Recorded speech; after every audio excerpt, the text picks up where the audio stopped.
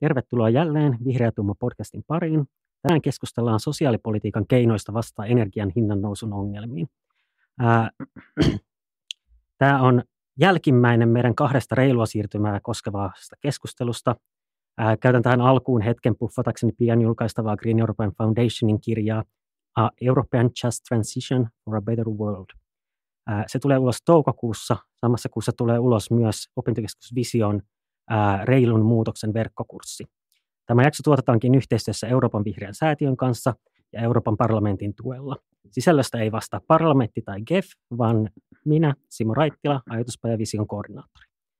Meillä on vieraana täällä Lukas Korpelainen, joka on aikaisemmin toiminut myös Ajatuspaja Visiossa tutkijana, kirjoittanut raportin Perusturva 2030.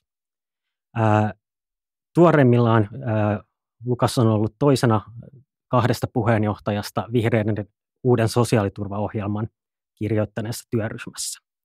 Miten sä itse nopeasti sanoisit, että mitä sä muutat elämässä kuin vihreätä sosiaaliturvaa? Kiva olla. Toi on hyvä kysymys. Mä oon itsekin vähän sille tuskalaisen kanssa. Mä oon semmoinen aika sillisalaatti-tyyppi, että mä oon niinku muusikko tai ihan kohta maisteri koulutukseltani, mutta sitten tehnyt paljon tämmöistä asiantuntijatyötä ja nyt niinku kirjan kirjoittamista ja tosi säläistä hommaa, että ehkä kaikki nyt yhdistää, että jonkinlainen luova tekeminen yhteiskunnan tai sitten joku taiteen eteen. Joo. En mä tiedä. Mä voisin ehkä yleisesti yrittää maalata tätä tavallaan niin kuin ongelmaa, mikä meillä on käsillä, niin että jo ennen tätä nyt käynnissä olevaa Venäjän sotaa Ukrainassa oli tavallaan natinaa polttoaineiden hinnasta. Kansa oli kaduilla ja ilmastonmuutokseen vastaamiseksi fossiiliset polttoaineet pitäisi ajaa alas ja ihmisten sijoittaa uusiin teknologioihin. Tässä tietysti sitten syntyy oikeudenmukaisuusongelmia, että jos esimerkiksi sanotaan sähköauto maksaa aika paljon, sä normaalisti ajat jollain käytetyllä fossiilipolttoaineautolla, niin miten sä pystyt sijoittamaan siihen? Tai miten sä kuvaisit tätä, että millaisia ongelmia tällaiseen niin kuin energiamurrokseen liittyy? Kyllä siinä on aika paljon kaikenlaisia ongelmia, tai siis silleen niin kuin moni eri näkökulmia, että sitten se on aina sellainen tavallaan valinta, että mitä painottaa, tai mikä on kohtuullista, mikä on reilu. Kun puhutaan sosiaaliturvasta, siis tosi laajassa niin kuin merkityksestä tietenkin mietitään sitä, että millaisia asioita ihmisille jokaiselle pitäisi turvaa. Se voi olla niin kuin terveydenhuolto, se voi olla toimeentuloa, se voi olla niin kuin tiettyjä hyödykkeitä, asunto. Eli tämä on niin kuin tämmöisen peruselämisen edellytykset. Ja sitten tullaan kysymykseen siitä, että kuuluuko jokaisella pystyy olla auto tai pitääkö ihmisen pystyy ajamaan edestakaisin jossain, millä alueella ihminen niin kuin pitäisi saada asua. Ja sitten tulee se, että kenen pitää maksaa mitäkin kustannuksia. Eli just tämä niin kuin reiluuskysymys. Ja siinä tulee jotenkin todella monta semmoista niin kuin erilaista niin kuin näkökulmaa, että sitä voi miettiä isommassa kontekstissa, että vähän niin kuin ikään kuin luokkakysymyksenä, että ketkä on kuluttaneet nyt vaikka päästöjä niin paljon, että meidän pitää nopeasti leikata niitä, ketkä niitä on saanut kuluttaa, siis sekä niin kuin maan sisällä että globaalisti ajatellen. Sitten toinen taas on tosi käytännöllinen kysymys, että millainen verotus tai millainen sosiaaliturva käytännössä tekee semmoisia hyviä kannustinvaikutuksia, mutta turvaa ihmisille tietynlaisen vapauden elää omalla tavallaan tai myöskin niin kuin olla taloudellisesti tuottava. Tämä ei todellakaan niin mikään niin yksinkertainen kysymys, ja ehkä se käytännön sovellutukset voi olla myös ehkä nimenomaan sen vähän niin kuin jonkun yksinkertaisemman mallin mukaisesti. Tämä lähtee tosi helposti tosi teknisille polulle tämä keskustelu. Ei se mitään. Täällä saadaan sitä selvitellä ja eri probleemia pohdiskella. Ehkä tavallaan siis niin kuin, että nyt on niin kuin eri suunnista esitetty niin kuin erilaisia politiikkareaktioita. Esimerkiksi perussuomalaiset on vahvasti ja jotkut muut ihmiset vahvasti vaatinut polttoaineveron laskua. Miksi se ei olisi hyvä politiikka? Joo, ja ensinnäkin siis on tosi ymmärrettävä ajatus siitä, että jos sanotaan, että todetaan, että polttoainehinnat ovat nousseet, tai on joillekin, joiden on pakko käyttää autoa tai lämmittää niin kuin kotiaan öljyllä, niin se on heidän aidosti ongelma, se pitää niin kuin huomioida. Ja on tosi luonnollista olla ensin ajatella, että hei, no se tämä johtuu korkeassa verotuksessa. No oikeastaan se johtuu hyvin paljon itse asiassa markkinahinnasta tällä hetkellä öljyssä, ei niinkään siitä suomalaisesta verotuksesta. Mutta totta kai se niin suomalainen verotus siellä niin sitä kasvattaa myös, niin on tosi luonnollista ajatella, että hei, mehän voitaisiin vaan niin vähentää verotusta, niin ongelma poistuu. Mutta siinä on, niin kuin, voi sanoa ehkä 2 ongelmaa tässä ajattelussa. Ensimmäinen niistä on se kannustivaikutus. Eli jos me niin kuin vähennetään, tai siis niin kuin me verotetaan tällä hetkellä bensaa ja öljyä sen takia, että se on haitallista, me halutaan yhteiskuntana kannustaa sen vähentämiseen lopulta hyvin niin kuin vahvaan marginalisointiin. Jos ei täyskieltoon, mä harvoin uskon täyskieltoihin asioissa. Ja jos me lähdetään alentamaan sitä verotusta, niin mehän ollaan poistamassa sitä kannustivaikutusta. Eli tehdään just päinvastoin, mikä sellaisen veron tarkoitus on. Sitten me voidaan tähän vielä palata tarkemmin lisää, mutta sitten se toinen ongelma on ehkä myös se kohdentuminen siitä, että ketä tuetaan. Me tiedetään, että kuitenkin suurin osa niin kuin autoiluista tapahtuu ei niinkään pienituloisten osalta, vaan sitten niin kuin suurempituloisten osalta. Totta kai tässä on alueellisia vaihteluja, varmasti haja-asutusalueella pienituloisenkin pitää autoilla, mutta jos me lähdetään alentamaan sitä bensaveroa vaan silleen niin kuin järjestään, niin silloin käytännössä ne, joilla on nyt varaa autoilla paljon, se tulee heille halvemmaksi, eli se on käytännössä tulonsiirtoa parempiosaisille. Ja tämä on tietenkin mielenkiintoinen kysymys, koska tämähän niin kuin kuulostaa ehkä universalismilta, millä on myös paikkansa sosiaaliturvassa, mutta ehkä nimenomaan niin kuin regressiivinen versio vielä, koska se ei edes ole kaikille sama, vaan se on käytännössä jo parempiosaisille enemmän. Tuommoinen veroalennus siis. Jep, se ei kuulosta kauhean tarkoituksenmukaiselta. Tässä tullaankin ehkä just tuohon, sä sanoit universalismi. Mitä on universalismi? No, ensinnäkin kaikissa näissä sosiaaliturvan niin määreissä niin termeissä mun mielestä niissä on aina vähän semmoista niin tulkinnan joustoa, tai että ihmiset käyttää niitä eri tavalla, etenkin kun tullaan politiikkaan, niin sitten politiikassa niitä voidaan myös vähän niin kuin, usein vähän niin kuin omalla tavallaan, ja eikä siinä mitään, että se pitää vaan niin kuin hyväksyä se, että ne on vähän sille joustavia termejä, mutta universalismi ehkä niin kuin karkeasti tarkoittaa sitä, jos puhutaan sosiaaliturvasta, puhutaan tulonsiirroista, että se tulee ikään kuin kaikille. No, tämähän ei ole ehkä ihan mustavalkoinen, että mehän voidaan sanoa, että lapsilisä on universaali, no, mutta sitähän ei makseta makseta aikuisille, mutta maksetaan lapsista.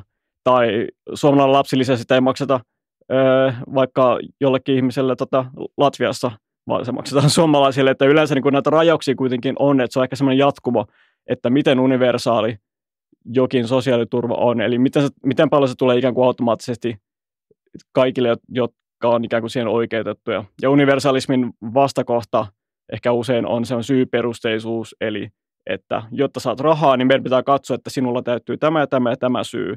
Esimerkiksi, että sun pitää olla työtä tai sun pitää olla todistettavasti jonkinlaisella sairauslomalla esimerkiksi. Ja sitten näiden välillä voidaan tasapainotella. Mun mielestä se on ehkä semmoinen aika käytännöllinen kysymys, vaikka toki myös arvokysymys. Joo.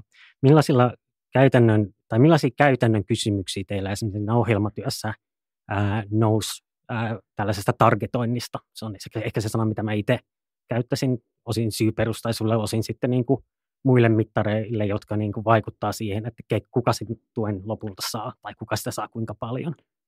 Joo, ja targetointi varmaan voisi suomeksi kutsua kohdentamiseksi. Varmaan. Totta. Olisi hienoa puhua suomea eikä vieraita kieliä.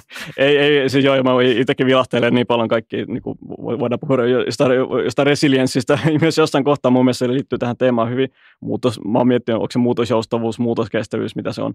Mutta niin, se kohdentuminen, joo, me ollaan mietitty tuossa ohjelmassa, että tuossa niin eli tämä kaikkien sosiaaliturva, tämä niin vihreiden ihan tuore sosiaaliturvaohjelma, ja siinä meillä on hyvin vahvasti semmoinen niin perustulopohja, mutta niin perustulo ei, eli jos on tämmöinen vastikkeeton universaali etuus, että se tulee niin kaikille aikuisille, niin sitten sen päällä meillä on kuitenkin semmoisia kohdentuvimpia tukia. Ja tämä on niin nimenomaan ollut semmoinen käytännön kysymys, että hei, meillä ei ole niin paljon rahaa, että me voitaisiin kaikille tarjota niin korkea perustulo, että niin kukaan ei tarvitsisi mitään muuta tukea. Se olisi ainakin tällä hetkellä parin seuraavan vuosikymmenen aikana sille on mun mielestä epärealistinen ja muutenkin on parempi lähteä sille asteittain nykyjärjestelmästä, joten meillä on sitä kohdentuva elementti ja esimerkki tuosta nykyään on työmarkkinatuki, sairauspäiväraha. Meillä on tämmöiset nykyään jo samantasoiset päivärahaetuudet. Niitä on yhtenäistetty. Ja meidän ohjelmassa muun muassa ollaan niin kuin menossa siihen suuntaan, että me halutaan yhtenäistää ne vielä lisää, että se olisi kaikki niin kuin yksi tuki. Se on nimeltään osallisuusraha siinä meidän mallissa. Ja siinä on tämä ajatus siitä, että saadakseen tämän tuen pitää täyttyä joku syyperuste tai niiden yhdistelmä. Mutta toisin kuin nykyään se ei ole karsinoitu, että sä oot joko työtön tai sä oot sairas tai sä oot jotain muuta, vaan että sä voit olla yhdistelmä näitä. Ja me ollaan ajateltu tämä semmoisena niin kuin tavallaan pragmaattisena juttu, että tarvitaan kohdentuvaa tukea, mutta me halutaan joustavoittaa, poistaa siis turhia raja-aitoja, koska aina kun lähdetään tekemään niin kuin määrittelemään silloin, että milloin joku ihminen on jotain tai täyttää jotain tai niin kuin ansaitsee jotain, niin siinä tulee sellaisia ongelmia tavallaan, että todellinen maailma ei ole ikinä niin yksinkertainen, niin sitten sitä ei kannata lähteä liikaa mikromanageroimaan niin kuin tuolla valtion tasolta, vaan luoda tiettyä joustavuutta. Ja se on ehkä semmoinen meidän niin kuin käytännön asia. Sori, mä yritän vähän provosoin. Eli onko nyt niin, että vihreät on haudannut perustulon, enää ei puhuta perustulosta, sen sijaan on tämmöinen osallisuusraha, mitä voidaan sanktioida ihmisiä? Ei suinkaan. Siis se perustulo on edelleen se perustasia, se on edelleen niin kuin pitkän tähtäimen tavoite. Ja siis tuo mallihan on nimenomaan, se on niin kuin tavallaan molempi parempi malli. Et siellä on edelleen se perustulo, joka on ollutkin oikeastaan aika lailla saman tasoinen perustulo, mistä ollaan vihreissä puhuttu, mutta sen päälle ollaan nähty, että hei, täällä ollaan kohdentuvalla tuolla ainakin nyt sanotaan 20-30-luvun aikana on edelleen paikka.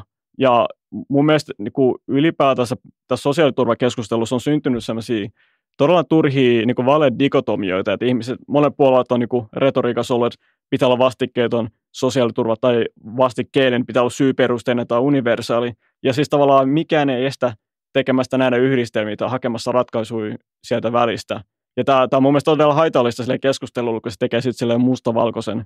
Niin tuossa meidän mallissa on kun se universaali perustulo ja sitten tämä kohdentuva osallisuusraha, niin me saadaan se semmoinen niin kuin varmuus, mitä se perustulo tuo kaikille, joku minimitaso ees, ja siis se on tosi kevyt byrokratia, mitä siihen liittyy, ja saadaan samalla varmistettua riittävä perusturvan taso niille, joilla on sitten semmoinen hankalampi elämäntilanne, ja tavallaan mun mielestä tämä yhdistelmä on todella silleen makea tasapaino näiden välillä, että se voi olla semmoinen aika optimaalinen juttu. Eli perustulo todellakin on siellä edelleen meillä vahvana elementtinä. Mä toivoisin, että muillakin puolueilla ne voisi alkaa näkeä niin kuin sitä hyötyä siitä, että voidaan tehdä tämmöinen ikään kuin modulaarinen tai tämmöinen niin kuin eri paloista koostuva sosiaaliturva.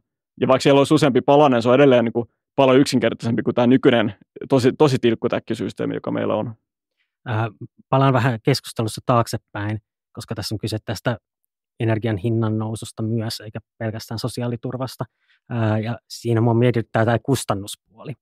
Eli tavallaan niin kuin, onko tällä kohdistamisellahan pystytään niin kuin saamaan ikään kuin säästöä, että se kustannus ei ole yhtä iso.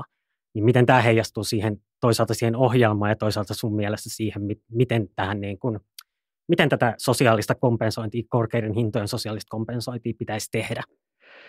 Niin, no ehkä tämä palaa siihen vähän kuin viittasin siitä bensaveron laskusta, että miten se kohdentuu. Niin siinä on tosiaan huono kohdentuminen sikäli, että se on niin kuin suorastaan regressiivinen, että se niin kuin kohdentuu niille parempiosaisille.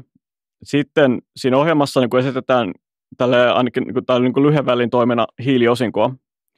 Ja siinä taas on ajatus, että hei, kun energiahinnat nousee ja me kerätään yhteiskunnassa sitten näitä niin kuin bensaveroja ja kaikkia muita tämmöisiä niin kuin fossiilisia veroja, niin me voidaan jakaa sitä kaikille ihmisille tavallaan hiiliosinkona, että se kompensoi heidän nousevia energiakustannuksia, mutta koska se on silleen vastikkeetonta rahaa, että se vaan annetaan ihmisille, niin se tarkoittaa, että se kannuste edelleen vähentää sitä bensan käyttöä säilyy, niin me saadaan sen kannustin säilytettyä, mutta me voidaan kompensoida ihmisiä. Ja sitten kun se vielä niin kuin tavallaan tulee tasaisesti ihmisille se raha versus vaan niille, niin kuin, jotka autoilee tosi paljon, niin se on myös siinä mielessä reilumpi.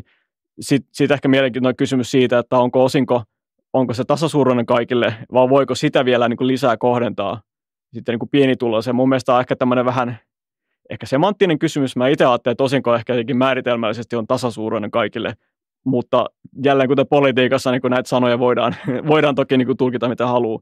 Ja sanat ei ole se tärkeä asia, sisältö toki on se tärkein. Niin, ja sitten teillä on se ohjelmassa myös se takuutulo, jossa sitten niin kuin, siinä on sitten tämä ratkaistu sitten niin kuin luovasti sitä, että kenelle se sitten kohdentuu. Haluatko selittää tätä mekanismia? Joo, ajetaan takuutulo yksi lempilapsista.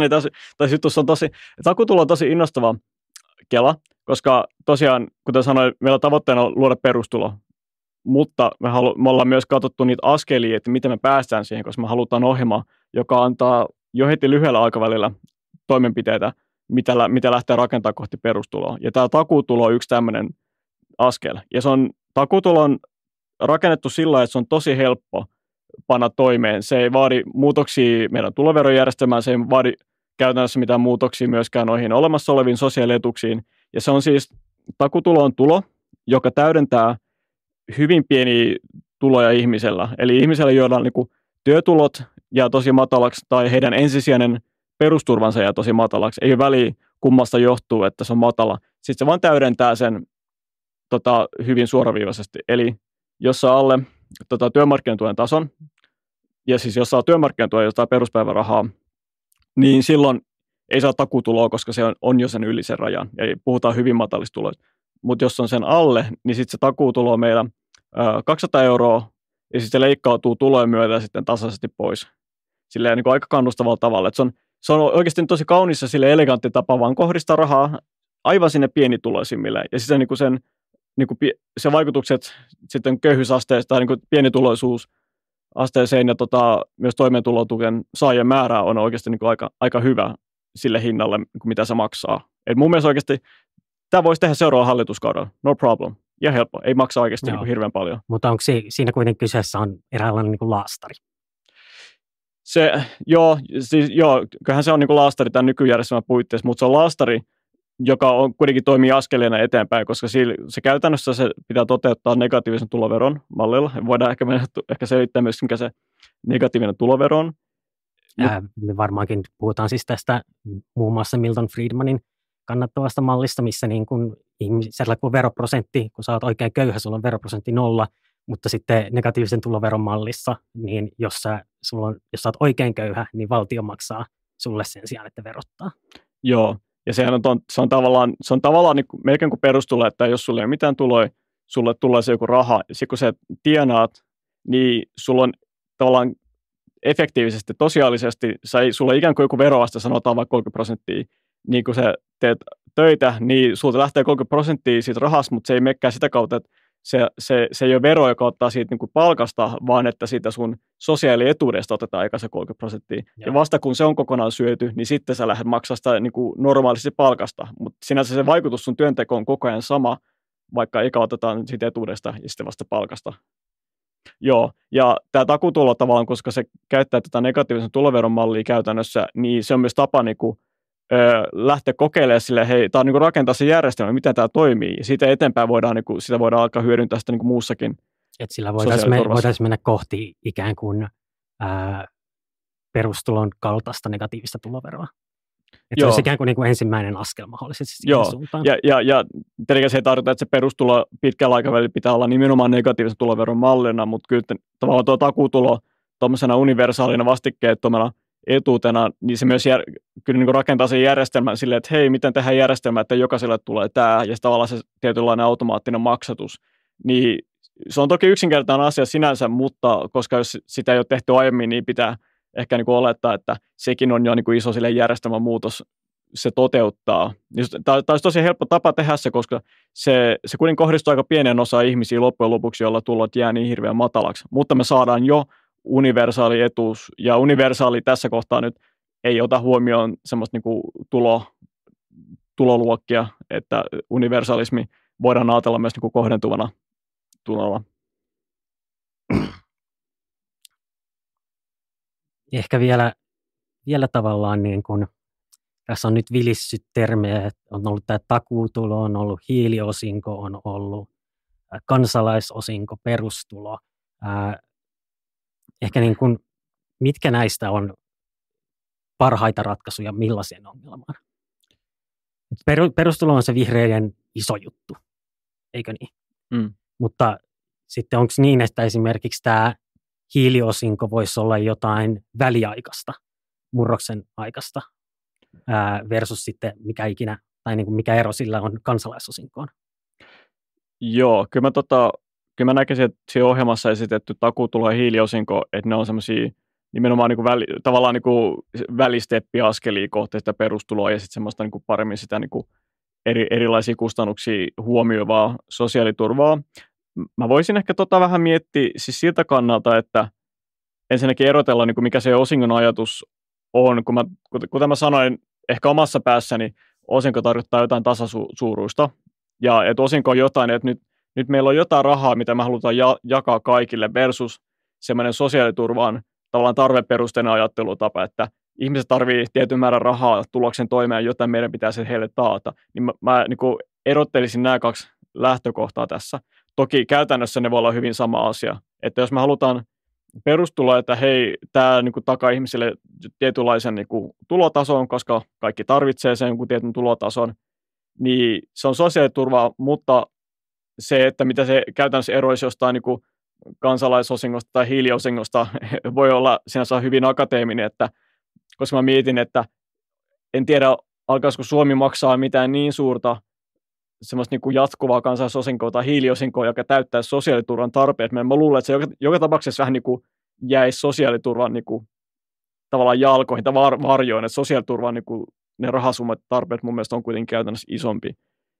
Et mä ehkä ajattelisin just, että nämä osingot on sellainen väliaikaisratkaisu, että hiiliosinko on semmoinen väliaikaisratkaisu siinä, että nyt kun meillä on vielä tämä niin kuin tämmöisen fossiilipolttoon perustuvaa energiatuotantoa ja taloutta hyvin pitkälle, ja sitten meillä pitää siirtyä siitä pois, niin tämä on semmoinen niin kuin siirtymäraha, joka vähän niin kuin kompensoi ihmisiä ja auttaa heitä siirtymään niihin kestävämpiin ratkaisuihin.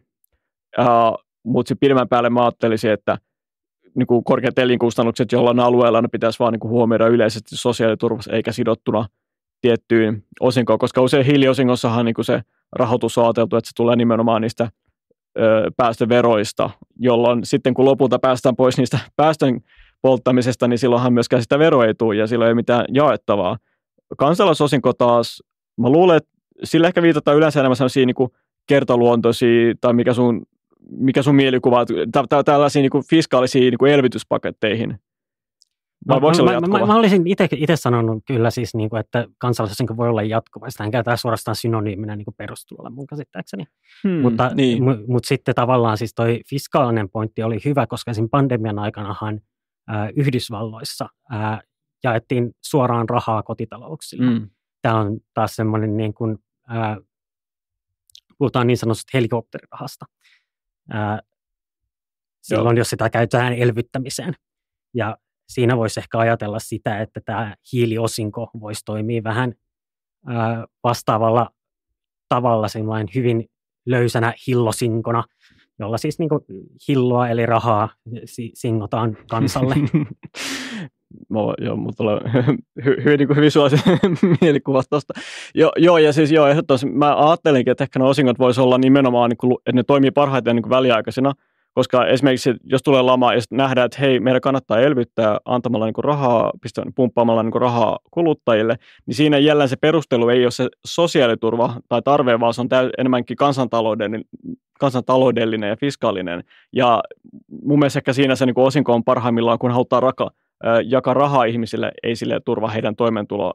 Ja ehkä vielä sama juttu, toi sosiaalinen osinko on ehkä myös yksi toinen sana, ja siinä on ehkä puhuttu sellaisista vaikka, että jos on yhteisiä luonnonvaroja, että sanotaan, että Suomessa on vaikka kaivosvero ja se, että firmat, suomalaiset ja ulkomaalaiset voi tulla tänne niitä kaivamaan, niin sitten kuitenkin sitä ajatellaan ikään kuin kansallisena varallisuutena, josta sitten verotetaan yhteiseen kassaan jotain, niin sitten tätähän voi ihmisille sitten jakaa. Ja se on tavallaan niin kuin reilu ajatus. Toki herää kysymys, että no miksei yhtä lailla vaan sitten ota sitä valtion kassaan ja alenna verotusta, tai miksei sitä rahaa käytetä niin kuin rahoittamaan palveluja, niin sitten siinäkin aina vähän niin kuin tulee se vaihtoehtoinen kysymys, että no miksi juuri tämä raha pitäisi jakaa osinkona, miksi ei tätä käytetä johonkin muuhun. Niin siksi mun mielestä se osinko ehkä kaikkein niin kuin mielenkiintoisin ajatus sille väliaikaisena.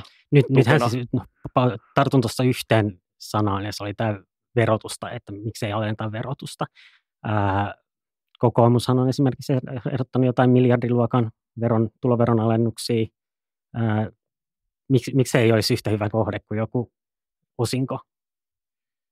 Niin, no okei, siis siinä jos lähdetään vertailemaan yksittäisiä juttuja, niin sitten se riippuu, että kenelle se veroalennus kohdistuu, koska niin kuin, jos osinko on kaikilla vaikka sama, niin veroalennus, jos se kohdistuu vaikka niin kuin suuriin tuloihin, niin silloinhan se on enemmän ikään kuin tulonsiirtoa rikkaalle. Taas sitten, jos se kohdistuu pienituloisista, enemmän pienituloisille, paitsi tietenkin me tiedetään, että joku silleen, mitä alle 1200 euroa kuussa tienaavat, ei maksa tuloveroa tällä hetkellä, niin tavallaan heillehän mikään tuloveroalennus ei auttaisi esimerkiksi. Mutta kyllähän niin muuta... No, tämä oli ehkä se ajatus, mitä mä niin kuin yritin ajaa takaa niin. tässä, se, että niin kuin, se, että kohdistuu kaikille, niin se sitten niin kuin luo, ei kuitenkaan kohdistukaan kaikille, koska kaikki ei maksa veroja. Jep, joo, ja se on tosi tärkeää silleen, niin aina miettiä siitä, kun kuka puhuu jostain asiasta, kenen näkökulmasta, että kun puhutaan niin kuin tavallisesta kansalaisesta tai kuluttajasta tai veronmaksajasta, niin sitten ihmisillä saattaa olla semmoinen hyvin niin kuin keskituloisen ihmisen niin kuin mielikuva, ja sitten ehkä niin kuin sitä helposti niin kuin jossain omassa kuplassaan tai omassa semmoisessa niin kuin sosioekonomisessa viiteryhmässä ei tule ajatelleeksi tosiaan, niin kuin, että millaisia muita elämäntilanteita, millaisia muita ryhmiä tässä on. Ja mun mielestä ehkä tämä liittyy myös niin kuin laajemminkin kuin vain tuloverotukseen, siihen niin kuin ajatukseen universalismi versus tietynlainen kohdentaminen myös sosiaaliturvassa, että se on niin kuin aika iso kysymys, tai sanotaan ehkä vallankäytön kysymys siinä, että millaisiin luokkiin ollaan niin kuin rakentamassa, että niin kuin millaisia ehtoja annetaan ihmisille, niin kuin, että heidän pitää täyttää, että he saa sosiaaliturvaa. Koska jos näitä tämmöisiä niin kuin ollaan määrittelemästä niin kuin hyvä osa sen asemasta, niin se voi olla aika vallankäyttöä siihen. Me ollaan määrittelemässä, että milloin joku ihminen ansaitsee perustoimeentulon. Tai sitten näitä voidaan tehdä asemasta, jos se ei itse niin kuin ymmärretä sitä, miten vaikeita ja moninaisia elämäntilanteet on. Ja me vaan niin kuin tehdään tämmöisiä karsinoita, ja sinne ihmiset, jotka niissä oikeasti joutuu niin kuin hyppimään niiden välillä, niin se voi olla heille tosi kohtuutonta. Ja siksi mun mielestä siinä universalismissa on semmoinen tosi iso bonus just siinä, että se ei lähde niinku arvottamaan, tai se on tavallaan silleen tosi tasavertainen ja tasa-arvoinen siinä mielessä, että siinä niinku yksi ryhmä, tai sanotaan päättäjät, ei pääse päättämään muiden puolesta, että millaisen lokeroon heidän pitäisi mennä. Yksi tuli mieleen siis tästä näin, niinku, että miten pitäisi suhtautua hintojen nousuun tai mikä tahansa hintojen nousuun, koska nyt ollaan puhuttu energiasta ja bensasta tosi paljon, mutta tavallaan tämä sama kysymys mun mielestä pätee mihin tahansa tuommoiseen kulutustuoteryhmään, kun puhutaan sosiaaliturvasta.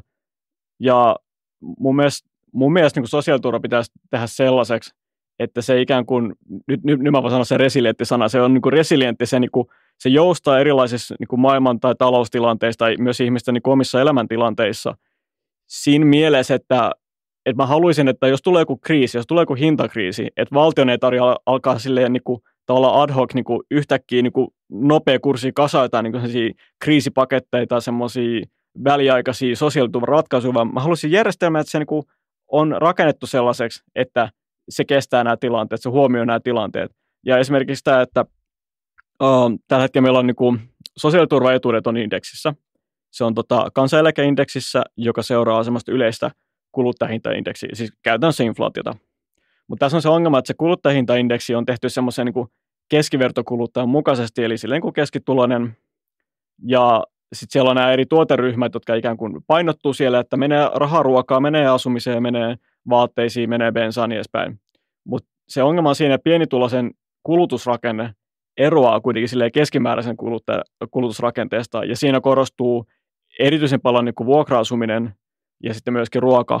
Ja itse asiassa keskimäärin vähemmän korostuu bensa, mutta tämä on varmasti alueellinen juttu, koska varmaan kaupungissa myös aika paljon asuu näitä pienituloisia, niin se ehkä myös selittää sitä, miksi se bensa näkyy niin vähän, ja just se vuokra-asuminen korostuu. Niin se kansaneläkeindeksi mun mielestä pitäisi tavallaan korjata, että se vastaisi paremmin semmoista pienituloisen kulutusrakennetta.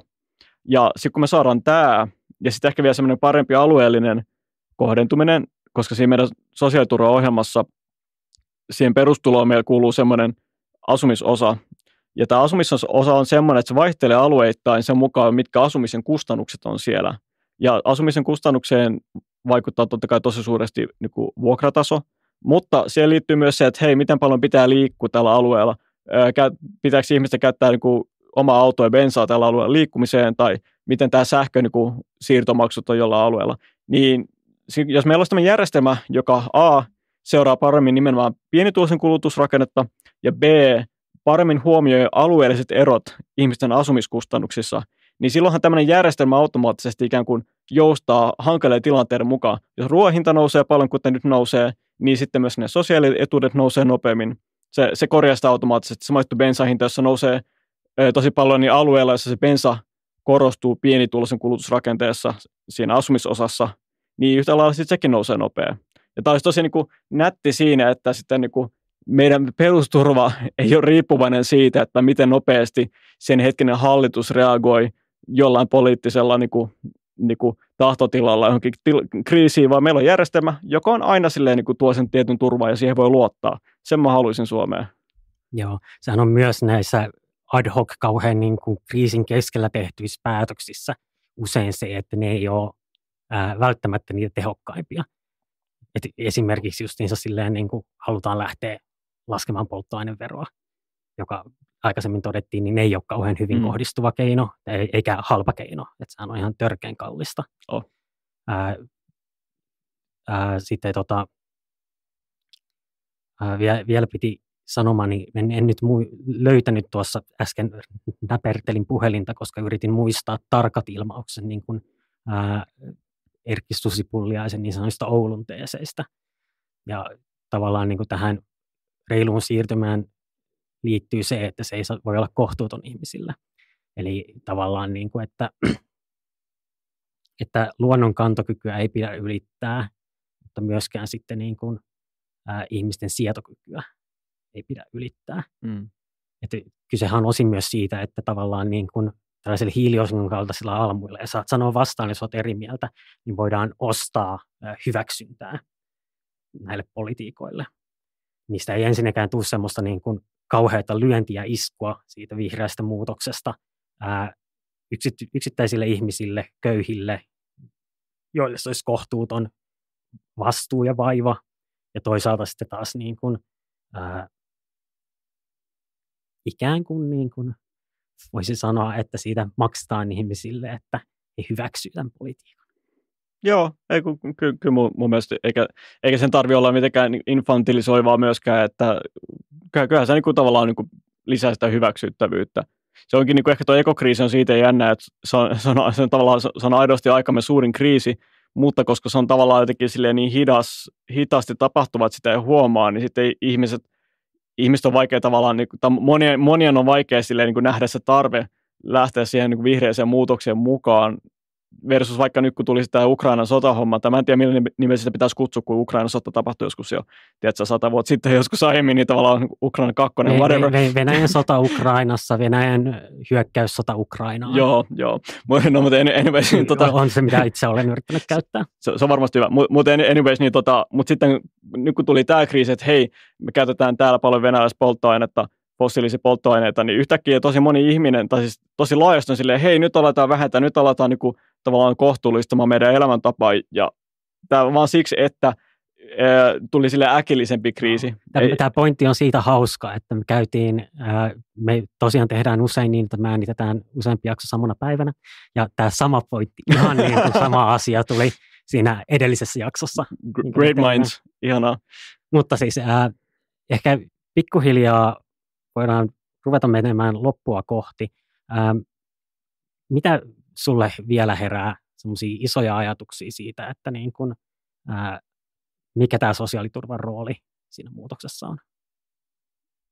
Kyllä mä sanoisin, että se on ehdottomasti aika iso, ja ehkä tämä palaa siihen, mitä sä tässä ihan jossain alussa puhuit siitä, vähän niin kuin reiluudesta, että se tekee nimenomaan se mahdollistaa ensinnäkin sen niin kuin hyväksyttävyyden ihmiselle, mutta myöskin sen reiluuden, koska tosiaan niinhän se on, että monen näistä niin toimista, mitkä on niin välttämättä, jos me halutaan siis niin kuin jossain määrin ylläpitää niin sen kaltaista elämäntapaa, meidän pitää tehdä suuria muutoksia meidän energiajärjestelmässä, meidän kulutustottumuksessa tällaisessa. Ja näähän on silleen, voi olla helppoa niille, joilla on rahaa tällä hetkellä, mutta niille, joilla ei ole rahaa, tuolla on tiukin, ne ei pysty sijoittamaan siihen sähköautoon, ne ei pysty tuosta vaan muuttamaan, tiedätkö, jonnekin kaupunkiasuntoon, niin heillähän tämä on vaikeampi.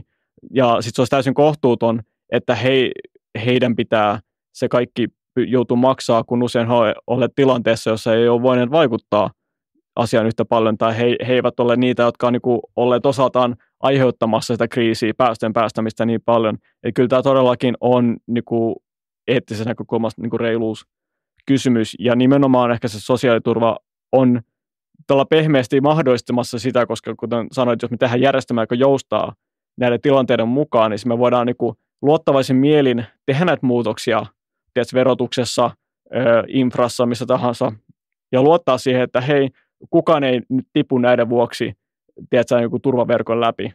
Niin, ja että kyse ei ole ikään kuin ihmisten rankasemisesta. Että sellainen niin kuin, usein, niin kuin jos ihmiset protestoi, niin se johtuu siitä, että he kokee, että niin kuin, heidän niin kuin elämästään ollaan tekemässä vaikeampaa. Joo. Mikä ei ole se politiikan tavoite. Kyllä, ja itse asiassa ehkä vielä yksi pointti ehkä vielä, etenkin jos yritetään viedä sosiaaliturvaa vähän universaalimpaan suuntaan, on se, että se voi luoda ehkä tietynlaista, niin kuin, mikä tämä sana, niin kuin solidaarisuutta tai koheesiota ihmisten välillä, että hei, me ollaan niin kuin tässä yhteisessä yhteiskunnassa, meillä on tämä yksi yhteinen iso kriisi, ja meillä on myöskin tämä yksi yhteinen iso sosiaaliturvajärjestelmä, jonka osana me kaikki ollaan, ja kaikki saadaan nauttia samasta niin kuin turvasta, niin mä ajattelen, että kyllä se voisi ehkä niin kuin tuoda ihmiset enemmän yhteen siinä mielessä, että hei, me voidaan tehdä näitä toimia, koska meillä on myöskin tämä yhteinen järjestelmä. Ja yhtä lailla niille, jotka ei välttämättä edes tarvitse sitä järjestelmää, että heillä on muuta vaan niin kuin vakaa taloudellinen tilanne, ehkä he voi ymmärtää, että se niin kuin semmoisen järjestelmän niin kuin tarpeen siinä, että ai niin joo, me halutaan niin kuin näillekin ihmisille pitää asiat kohtuullisina. Myös silleen niin kuin tähän liittyy semmoinen niin kuin tutkimuskentän termi kuin yleistetty luottamus. Että Suomessa yleisesti Pohjoismaissa niin kuin luottamus eri toimijoihin, eri instituutioihin, muihin ihmisiin on paljon korkeampaa, koska meillä on se kannatteleva universalismi-periaate. Ehkä tässä lopuksi mä haluaisin kysyä vielä, ja tietysti niin kuin vielä piti sanoa tuosta, että siis niin kuin, että olehan monia eri poliittisia termejä, millä niin kuin tuosta, mitä sä äsken hyvin kuvasit, niin voidaan puhua, just että ollaan samassa veneessä, kaikki pelaa, näin poispäin. On tullut tässä vuosien varrella kuultua käytettyjä termejä. Mutta lopuksi mä oon siis aina kysynyt tai yrittänyt kysyä vierailta jotain luku- tai linkkivinkkejä, sellaista niin materiaalia, joka on sua itseässä vähdyttänyt tai näihin teemoihin liittyen niin kun on susta erityisen arvokasta luettavaa. Nyt pistet tosi pahan. Mä en ollut yhtään ehtinyt tainnut miettiä tuollaista.